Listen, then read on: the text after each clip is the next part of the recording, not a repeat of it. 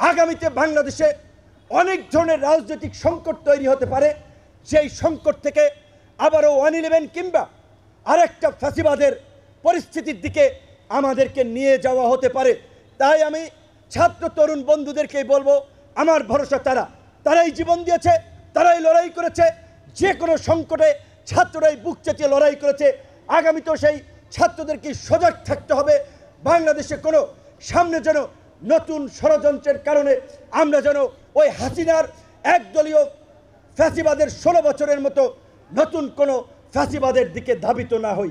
সেজন্য আমরা বারবার বলছি, এই অন্তর্বর্তীকালীন সরকার রাজনৈতিক দলগুলোর সাথে আলাপ আলোচনা করে যেই পর্যন্ত সংস্কার ঐক্যমত হয়েছে, বাংলাদেশের বিভিন্ন প্রতিষ্ঠানকে পুনর্গঠনের জন্য, ভবিষ্যতে যেন ফ্যাসিবাদ ফিরে না আসে সেই ব্যবস্থা নিশ্চিত করার জন্য, আমাদের আইনের শাসন নিশ্চিত করার জন্য, আমাদের একটা জনবান্ধব জনপ্রশাসন পুলিশ প্রশাসন নিশ্চিত করার জন্য, সর্বোপরি একটা জবাবদিহিতামূলক স্বচ্ছ গণতান্ত্রিক রাজনৈতিক ব্যবস্থার জন্য আমাদের যেই সংস্কার প্রয়োজন, সেই সংস্কার শেষেই আগামীতে নির্বাচনের মাধ্যমে একটা শান্তিপূর্ণ ক্ষমতার পরিবর্তন করতে হবে।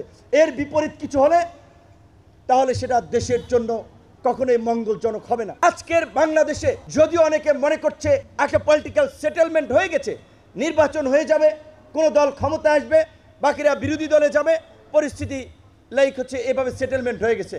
এখনও বাংলাদেশের রাজনীতির আকাশে অনেক মেঘ দেখতে পাচ্ছি, এখনও অনেক মেঘের ঘনঘটা আছে। 111-এর সময় 11 দিন আগেও কিন্তু নির্বাচন আপনারা জানেন 111 ঘটে গেছে।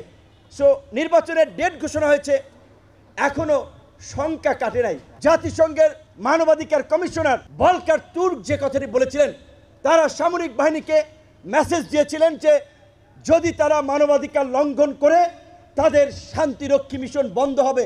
এটা অস্বীকার করা ওয়ে নাই। এই আন্দোলনের শেষ দিকে বিদেশিদের একটা সমর্থন কিংবা তাদের সাপোর্ট আন্দোলনকে ত্বরান্বিত করেছে, হাসিনার পতনকে এগিয়ে দিয়েছে। এটা ট্রু।